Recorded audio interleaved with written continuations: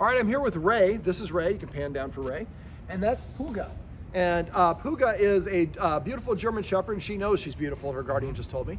And Ray is a little bit fearful of Puga, and Puga prefers to have a little distance. Not every dog needs to meet every dog. And in this video, we're gonna go over something called the Engage Disengage Game. This is an exercise that you can do if your dog is reactive or fearful or has a negative association with other dogs. So basically what I'm gonna do, and I forgot to give her instructions, I'm gonna give her instructions in a sec, but what I want her to do is simply look at Puga. All she has to do is look at Puga and she's gonna get a treat. Now we're gonna be using a clicker as our marker for this one. And so what I'm gonna do in a second is I'm gonna have Puga walk basically across to where the shrub is there, just to get some movement. As soon as she looks, I'm gonna click, and I'm gonna say, how do you say the marker word again? Ne. Ne, which is Greek for? Car. For good, yes, or yeah. For yes, essentially.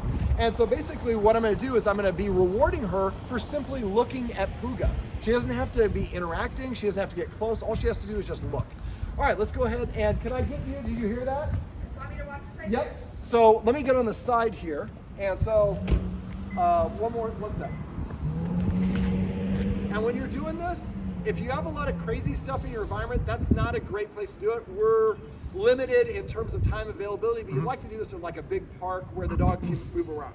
Now, I like to put a dog into a sit to do this, but never force your dog. And if your dog doesn't want to sit, it's not being disobedient in this sort of case, it's saying I'm uncomfortable. So don't force the sit, use the sit as an indicator. Okay, Puga, let's go.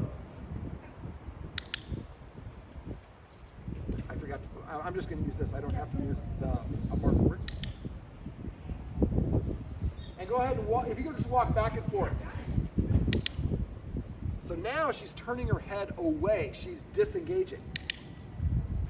And if she doesn't hold the treat, and then lure the dog off to the side.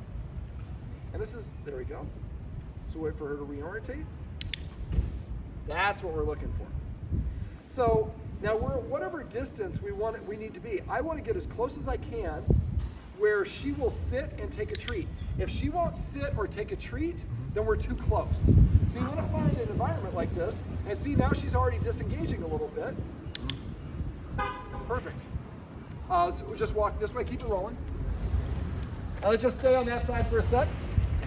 So when you're doing this exercise, it's really important to go slow. I keep it in short, we're not done, we're gonna repeat, but I'm just taking up the time.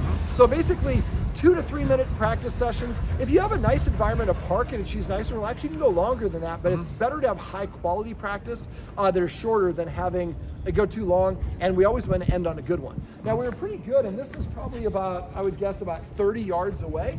So now we're gonna take a couple steps and come a little bit closer. Sit. There you go.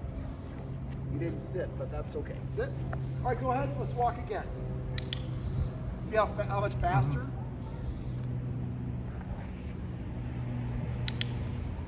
She's disengaging. So this is the first part.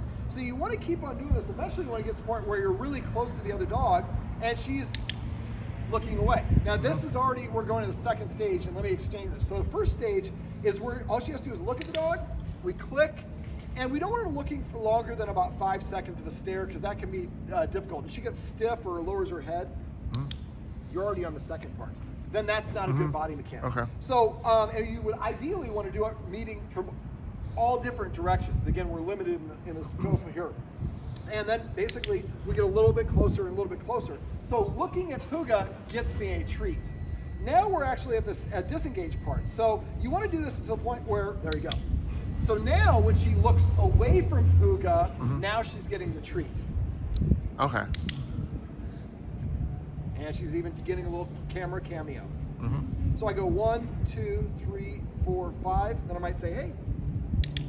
And so we're doing this a lot faster than you normally would because this is a training video. All right, so we're gonna go ahead and walk a couple steps closer. And you see that little bounce in her step? She was a little more relaxed now. Now we're getting closer, so this is harder for her. There we go. And now I'm just gonna be just disengaging. 1, 2, 3, 4, 5. Hey!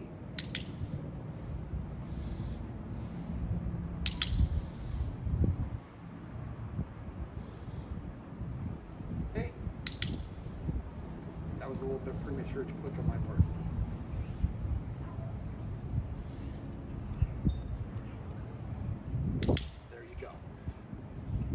right, thank you so much. We'll let you get back to your walk. I'm going to finish up this video. Are you going to walk this way? So let's walk this way. Ray? For her. Perfect. Well, thank you very much, Puga. You were great. You did an awesome job. Working on it too. All right, so when you're doing this, the first stage, the engage stage, we want to do this, and again, ideally find a big open area. Now, we're in Playa, and so there's a lot of, but I'm sure there's a park where you have a bigger space where she can have a little bit more space to relax. And also doing it on grass is ideal because there's more sniffs than on concrete or brick. So the idea is we're going to do the engage part first. So we're going to see people, and finding a walking path when people are walking by is a great place to do this. Now, her demeanor might change. If a dog walks by like Puga was, that's very casual walking by, you might get closer. A dog comes by really boisterous, you might have to take several steps back. So it's okay, and they'll ebb and flow. So the idea is we want to gradually get closer. I usually wait, as soon as they look, I click, and I do that about, until the dog is, the body language looks pretty relaxed and comfortable. Then I might take a step closer to the path. This might take you several practice rounds. This is not something you're gonna do at once and be one and done. And eventually we get to the point where the dog is turning away like she was, which she probably get there pretty quickly. We'll let her do some business if she wants to. Then what you wanna do is then we're gonna start clicking for her to disengage. So the first we're saying, if you look at the other dog, you get a treat, and now we build a positive association. Now I'm not considered that's a threat because we have enough distance away. And now I look at the treat and I'm conditioned to look away. And when I look away, now the click comes to tell me that's what I wanted, or my guardians wanted, and I'm being rewarded for doing so. So now she's naturally looking away from other dogs instead of barking. When she's barking, she's trying to make them go away. Dogs don't realize that I can also go away by moving the distance away myself. Dogs are front facing. They bark and the other dog moves away. So for you, if you catch yourself in a situation where the dog is barking or freaking out, walk away. Walk around a car, a tree, a shrubbery. Gotta love your Monty Python. But basically something to block the dog's vision, and then maybe do some hand targeting. Have the dog do a circle or some tricks and cues that they're doing. Get them to think about you and think about not thinking about the other thing. And so that's when you're caught off guard. But try to set this up so you're creating positive associations intentionally, and you have a lot of treats, you're ready for it, and your timing is really good. Can we come back here real quick? Ray? Sit. Well, this is my buddy Ray, and this is how you can play the Engage Disengage game if your dog doesn't like other dogs.